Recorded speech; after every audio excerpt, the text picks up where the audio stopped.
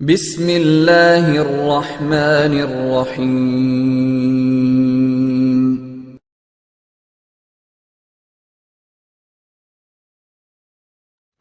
ওয়ালাইকুম আসসালাম রহমতুল্লাহ। এক বোন জানতে চেয়েছেন তাসবির দানা দিয়ে তসবিহ গণনা করা বিদআত কিনা। আসলে এটা বিদআত। রাসূলুল্লাহ সাল্লাল্লাহু আলাইহি সাল্লাম ডান হাতের আঙ্গুল অথবা আঙ্গুলের গিরা দিয়ে তিনি তসবিহ গণনা করেছেন, এটাই সুন্নত। এবং এক মহিলা পাথরের কঙ্কর দিয়ে, ছোট ছোট পাথর দিয়ে তসবিহ গণনা করতেছিলেন। আল্লাহ নবী তাকে নিষেধ করে হাত দিয়ে গণনা করতে বলেছেন এবং বলেছেন যে এটা কিয়ামতের দিন সাক্ষী দিবে, কথা বলবে। আপনার তসবিহ তো কিয়ামতের দিন সাথে থাকবে না, ঠিক কি না? কিন্তু আপনার হাত সাথে থাকবে, যে আপনার পক্ষে সাক্ষী দেবে ইনশাআল্লাহ। এই জন্যে আমরা তসবির দানা দিয়ে না, আঙুল দিয়ে বা আঙুলের গিরা দিয়ে তসবিহ গণনা করবো, এটাই হবে সুন্নতসম্মত। মনে রাখবেন যে বিদআত হলে সেটা আল্লাহ কবুল করবেন না, এটা আমাদের খেয়াল রাখতে হবে। ধন্যবাদ। ওয়ালাইকুম আসসালাম রহমতুল্লাহ বরকাত। বোন প্রশ্ন করেছেন যে যদি কারো মধ্যে কোনো খারাপ জিনিস থাকে এবং সেটাকে অন্যকে শিক্ষার জন্যে উল্লেখ করে যে অমুকে পর্দা করে না, অমুকে নামাজ পড়ে না, অমুকে বাজে কথা বলে বা এ করে, সে ধরনের যদি একজনকে শিক্ষা দেওয়ার জন্য তার কথা উল্লেখ করে আমরা বলি, তো জায়েজ আছে কি? না, অবশ্যই সেটা গীবতের অন্তর্ভুক্ত। গীবত হচ্ছে এমন কিছু আপনার বোন সম্পর্কে বা ভাই সম্পর্কে উল্লেখ করা তার অনুপস্থিতিতে, যেটা সে পছন্দ করে না। অবশ্যই যেটা আপনি বলছেন সেটা সে অপছন্দ করে, তাহলে সেটা গীবতের অন্তর্ভুক্ত। যদি ত্রুটি বা সমস্যা তার মাঝে থাকে তাহলে গীবত, না হলে কিন্তু সেটা হয়ে যাবে তহমত। তাই সেগুলো যেটা আপনি বলেছেন এগুলোও গীবতের অন্তর্ভুক্ত, কোনো সন্দেহ নেই। এগুলি থেকে আমাদেরকে নিজেদেরকে হেফাজত করতে হবে। ওয়ালাইকুম আসসালাম রহমতুল্লাহ বরকাত। একজন প্রশ্ন করেছেন যে এতিমের লালন পালন প্রতিপালন জান্নাতে রাসূলের সঙ্গে থাকার যে হাদিস, তার আলোকে তিনি একটা এতিম প্রতিপালন করেন, কিন্তু তার মা তাদেরকে নিয়ে গীবত বা তাদের ব্যাপারে কথা বলে।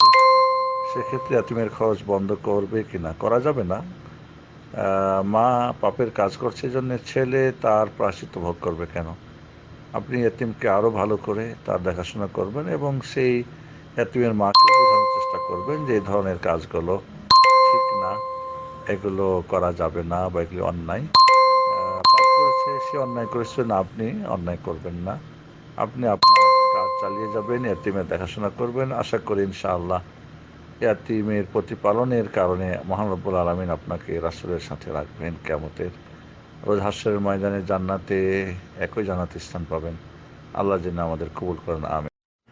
ওয়ালাইকুম আসসালাম রহমতুল্লাহ বরকাত। একজন প্রশ্ন করেছেন যে আমি সেলাইয়ের কাজ করি, অনেক সময় এমন কিছু ড্রেস আমার কাছ থেকে কিছু মানুষ সেলাই করে যেগুলো পরে হয়তো সে বেপরদায় চলবে বা নববর্ষ পালন করবে ইত্যাদি। আমি জানার পরেও যে এই মেয়েটি বা এই নারীটি বা এই লোকটি এটাকে হারাম কাজে ব্যবহার করবে, অন্যায়ভাবে ব্যবহার করবে, সেক্ষেত্রে তার এই কাজটা আমার করা জায়েজ হবে কি না? আপনি নিজেই বলেছেন যে সে পাপের কাজ, তাকে সাহায্য করা হবে। আল্লাহ বলছেন ওয়াতাআউন আলাল বিররি ওয়াত তাকওয়া, ভালো কাজে, নেকির কাজে, তাকওয়ার কাজে সাহায্য করে একে অপরকে। ওয়ালা তাআউনু আলাল ইসমি ওয়াল উদওয়ান, পাপের কাজে এবং সীমালঙ্ঘনের কাজে তোমরা একে অপরকে সাহায্য বা সহযোগিতা করো না। তো এখানে যেহেতু সে জানেন যে এটা পরে নববর্ষ পালন করবে বা সে বেপর্দায় চলবে, সেক্ষেত্রে জায়েজ নেই। বাকি পোশাক, যদি কেউ এই ধরনের পোশাক, হয়তো অনেক সময় মেয়েদের পোশাক খোলামেলা বা এক উচ্ছৃঙ্খল পোশাক, সেটা স্বামীর সামনে বা ঘরে পরতে পারে, সেটা জায়েজ আছে। আপনি জানেন কনফার্ম যে সে এই পোশাক পরে পাপের কাজে যাবে, সেক্ষেত্রে তাকে সহায়তা করা উচিত হবে না। তার সেলাই করবেন না, আল্লাহকে ভয় করবেন। আল্লাহ আপনার ইনশাল্লাহ, যদি এতেই রুজি রুটির কোনো ব্যবস্থা থাকার কারণ থাকে বা উপার্জনের, সেক্ষেত্রে আল্লাহ ইনশাআল্লাহ আপনাকে হালাল রুজির ব্যবস্থা করবেন ইনশাআল্লাহ। অতএব এই ধরনের জানার পরও সহযোগিতা করবেন না। ওয়ালাইকুম আসসালাম রহমতুল্লাহ বরকাত। আমাদের এক বোন প্রশ্ন করেছেন যে দোয়াগুলো যদি মুখ বন্ধ করে কেউ পড়ে, তাহলে সেগুলোর সওয়াব পাবে কি, যেমন উচ্চারণ করে পড়লে? আসলে দোয়া বা জিকির আজকার মুখ বন্ধ বা কোরআন তেলাওয়াত মুখ বন্ধ করে, সেটা হয়তো থিঙ্ক করা যেতে পারে, মিনিংগুলো বা অর্থগুলো চিন্তা ভাবনা করা যেতে পারে। বাকি আপনি মুখ দিয়ে উচ্চারণ না করে, জিভ না নড়িয়ে সেটাকে পড়া ধরা হবে না, আর যেহেতু পড়েন নাই সওয়াব পাবেন না। তবে আপনি যে সেটাকে নিয়ে চিন্তা করছেন, হয়তো যদি আপনি অর্থ বোঝেন, অর্থগুলোকে সেটা হয়তো আরেকটা নেকি পাবেন, কারণ পড়ার যে নেকি সেটা আপনি পাবেন না। অবশ্যই আপনার মুখ জিহ্বা নাড়িয়ে পড়তে হবে। অনেকেই মুখ বন্ধ করে কোরআন পড়ে জিকির করে, সেটা হবে না, অবশ্যই জিভ নাড়াতে হবে। ধন্যবাদ। ওয়ালাইকুম আসসালাম রহমতুল্লাহ বরকাত। আমাদের একজন প্রশ্ন করেছেন হোয়াটসঅ্যাপ গ্রুপে, পুরুষ টিচারের কাছে কোরআন শোনানো বা শেখা জায়েজ আছে কিনা। মেয়েদের কণ্ঠ আওরত নামা, ঢেকে রাখার মতো না, এই ব্যাপারে হাদিস সহি না। মহিলার কণ্ঠ পুরুষরা শুনতে পারে, তবে ফিতনা, মহিলাদের কণ্ঠ ফিতনা। যদি যিনি শিখাবেন আর যিনি শিখবেন কোনো ফিতনার আশঙ্কা না থাকে, তাহলে কোরআন যেহেতু আল্লাহর কোরআন কারীম শিখতে পারে, শেখাতে পারে। পুরুষরা মেয়েদেরকে শেখাতে পারবে, মেয়েরা পুরুষদেরকে শেখাবে এটা যেন না হয়, সেক্ষেত্রে ফিতনা অবশ্যই ভয় রয়েছে। পুরুষরা যদি যিনি শিখাবেন ফিতনামুক্ত হন এবং যারা শিখবেন তারাও ফিতনামুক্ত হয়, জায়েজ আছে ইনশাআল্লাহ। তবে মেয়েরাকে শিখাই ভালো, না হলে পুরুষ যদি শিখায় মহিলাদেরকে জায়েজ আছে ইনশাআল্লাহ, তবে ফিতনামুক্ত হতে হবে। অবশ্যই সে ব্যাপারটা খেয়াল রাখতে হবে, ফিতনার কোনো আশঙ্কা হলে সেখানে স্টপ করে দিতে হবে। ধন্যবাদ। ওয়ালাইকুম আসসালাম রহমতুল্লাহ বরকাতু। আমাদের এক বোন প্রশ্ন করেছেন রাজশাহী থেকে, মেহেদি পরা নিয়ে। টিউব মেহেদিগুলো যেগুলি কেমিক্যাল দেওয়া থাকে পরা যাবে না বলে কোনো বোন বলেছেন, বা পড়লে নামাজ হবে না। আসলে মেহেদি সেটা গাছের পাতা বেটে হোক বা গুঁড়া যেটা পাউডার সেটা হোক, বা কেমিক্যাল বা টিউব জাতীয় যেটা পাওয়া যায়, যেটা সবগুলো ব্যবহার করা যায় যাচ্ছে, এবং এটা ব্যবহার করার পরে যেহেতু এর কোনো অবশিষ্ট থাকে না, শুধু রঙটা বাকি থাকে, নামাজে বা কোনো সমস্যা নেই। জানি না যে বোন আপনাকে বলেছেন যে কেন বলেছেন এটা পরা যাবে না, কেমিক্যাল জাস্ট এটা রঙটা লাগার জন্যে বা তাড়াতাড়ি হওয়ার জন্যে। কেমিক্যাল এমন কিছু নেই যে সেটার মধ্যে হারাম কিছু আছে, কাজে এটা জায়েজ আছে, কোনো অসুবিধা নেই, যদি আপনার স্কিনের জন্যে বা আপনার ক্ষতি না হয়, ক্ষতিকারক যদি কিছু না থাকে তার মধ্যে, ব্যবহারে যদি ক্ষতি সাব্যস্ত হয় সেটা ব্যবহার করা যাবে না।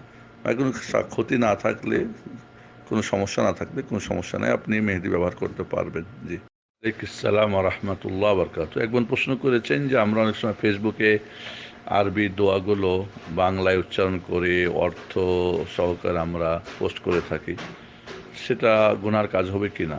আপনি উচ্চারণ যখন লিখবেন চেষ্টা করবেন বিশুদ্ধ উচ্চারণ যথাসম্ভব করা, যতটুকু সম্ভব করবেন, এবং এভাবে আরবি এবং উচ্চারণ এবং অর্থ দিবেন। এতে করে যারা আরবি জানে না একেবারে তারা পড়তে পারবে এবং সেটা আমল করতে পারবে। আমি সবসময় বলি বোনরা যে নামাজের বাইরের দোয়ার ক্ষেত্রে আরবি শর্ত না, প্রথম চয়েস হচ্ছে আরবি সঠিক উচ্চারণ করে অর্থসহ বোঝা, 2 নম্বর হলে শুধু অর্থ,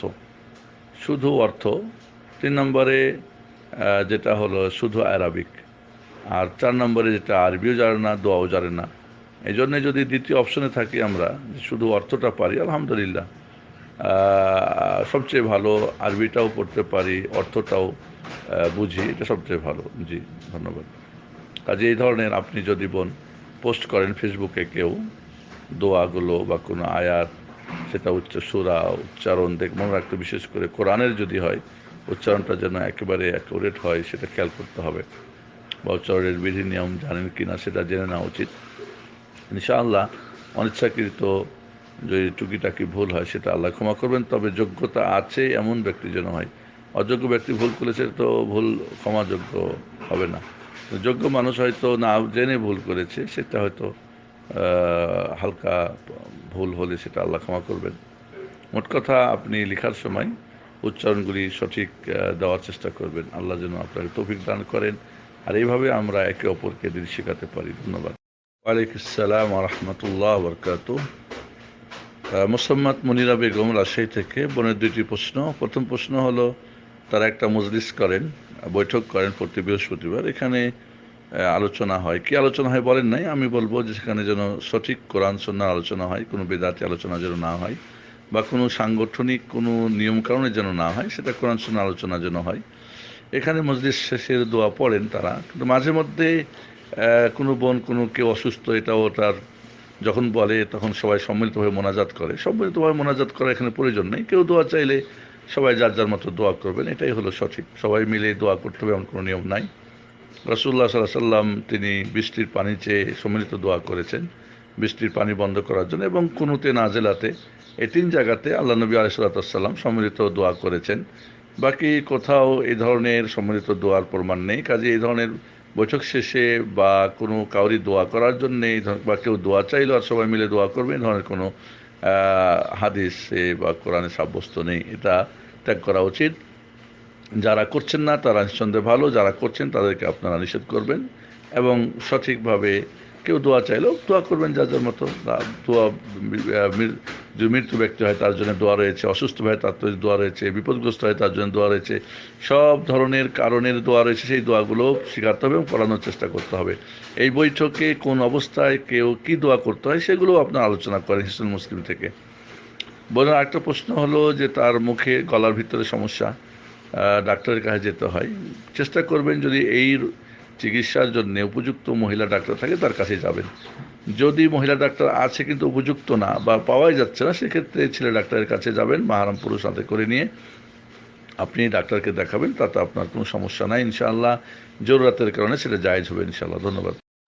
ওয়ালাইকুম আসসালাম রহমতুল্লাহ বারকাতুহু। চট্টগ্রাম থেকে কুলসুম বিবি প্রশ্ন করেছেন, মুরব্বীরা বলেন যে রাসূল উম্মতের জন্য খান নাই, উম্মতের জন্য সাতপট্টি কাপড় পরেছেন। উম্মতের জন্যে সাতপট্টি কাপড় পরেছেন এমন কথা না, আর সাতপট্টি কাপড় পরেছেন তারও কোনো দলিল নেই। বা মা ফাতেমা রাদিয়াল্লাহু তাআলা আনহা তিনি যে 7 সত্তরের কাপড় পরেছেন, এই ধরনের কথা একটাই জুটে নেই। 7 তলেরই দিয়ে কাপড় পরা বা 7 সত্তরের কাপড় থেকে পরবেন, একটারই তো অভাব ছিল সে সময়। রাসূলুল্লাহ সাল্লাল্লাহু আলাইহি ওয়াসাল্লাম মিসকিনদের সাথে কিয়ামতের দিন উঠতে চেয়েছেন, এরকম একটা হাদিস আছে। তিনি চাইলে আল্লাহ রাব্বুল আলামিন তাকে দিতে চেয়েছিলেন, বা চাইলে তিনি বড়লোক হতে পারতেন, কিন্তু তিনি গরিবই থাকতে চেয়েছেন, এটা সঠিক। তবে আমাদেরকে বড়লোক হওয়া যাবে না কথা না। রাসূল সাল্লাল্লাহু আলাইহি ওয়াসাল্লাম গরিবদের জন্য মডেল, বড়লোকদের জন্য মডেল। তো সেজন্যে রাসূল সাল্লাল্লাহু আলাইহি ওয়াসাল্লামের তিনি সাতপট্টি পরেছেন। তো হুজুর আপনি কি সাতপট্টি পরতেছেন এখন?